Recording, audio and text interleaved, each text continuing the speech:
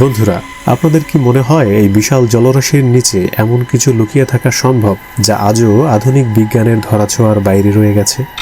এমন কিছু সমুদ্রের দানব পৃথিবীর বিভিন্ন দেশের উপকথায় বর্ণিত আছে যাদের মুখোমুখি মানুষ কখনোই হতে চাইবে না।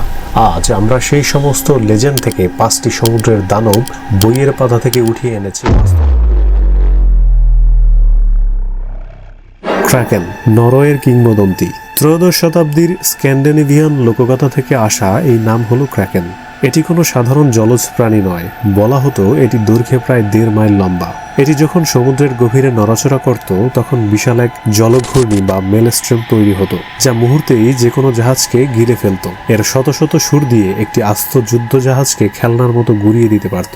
নাবিকরা বলতেন ক্রাকেন যখন পানির উপর ভেসে উঠত তখন দূর থেকে দেখতে একটি দ্বীপের মতো মনে হতো।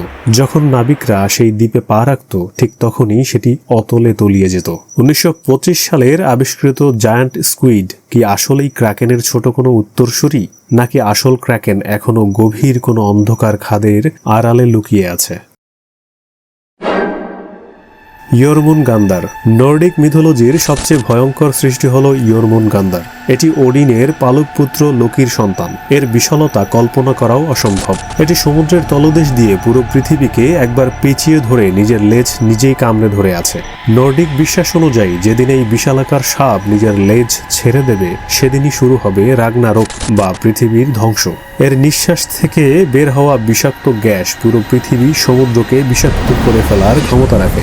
যদি পৃথিবীর নিচে সত্যি এমন কিছু থাকতো যা পৃথিবীকে ধরে রেখেছে, তবে তার নড়াচড়ায় কি আমাদের সভ্যতা টিকে থাকতে পারত?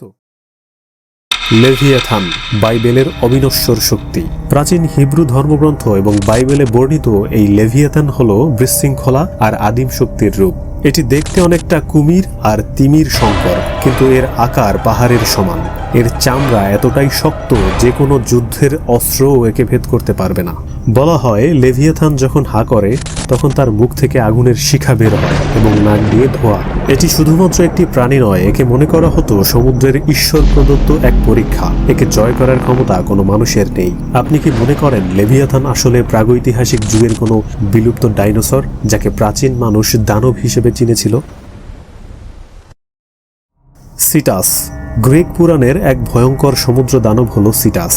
যখন রানী কাসিওপিয়া নিজেকে সমুদ্রের অপ্সরাদের চেয়েও সুন্দরী দাবি করেন তখন দেবতা পসাইডন রাগান্বিত হয়ে এই দানব সিটাসকে পাঠান প্রতিশোধ নিতে।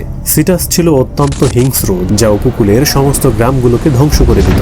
বীর পরসিউস যখন মেডুসার কাটা মাথা ব্যবহার করে সিটাসকে পাথরে পরিণত করেন তখনই এর ধ্বংস নিশ্চিত হয়। আজও আকাশে সিটাস নামে একটি নক্ষত্রমণ্ডল আছে যা এই দানবের স্মৃতি বহন করে। উমিবোজু। আমাদের তালিকার শেষ দানবটি আসে জাপানের লোককথা থেকে। এর নাম উমিবোজু, যার অর্থ সমুদ্রের সন্ন্যাসী।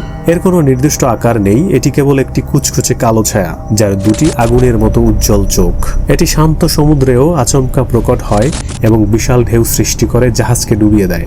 জাপানি নাবিকদের মতে উমিবোজু যখন জাহাজের সামনে আসে তখন সে একটি বালতি চায়। যদি তাকে একটি বালতি দেওয়া হয় তখন সে তা দিয়ে সমুদ্রের পানি ভরে জাহাজে ঢালতে শুরু করে, যতক্ষণ পর্যন্ত না জাহাজটি ডুবে যায়। নাবিকরা তাই একে ছিদ্রওয়ালা বালতি দিয়ে ধোঁকা দেওয়ার চেষ্টা করত। এই 5টি নাম কেবল গল্প নয়, এগুলো আমাদের পূর্বপুরুষদের গভীর ভয় আর সমুদ্রের প্রতি শ্রদ্ধার প্রতীক। হয়তো তারা আজও আছে মারিয়ানা ট্রেঞ্জের কোনো অন্ধকার কোণায় কিংবা আমাদের অজানা অন্য কোনো গভীরতায়। বন্ধুরা, ভিডিওটি ভালো লাগলে লাইক দিন এবং চ্যানেলটি সাবস্ক্রাইব করুন। ধন্যবাদ।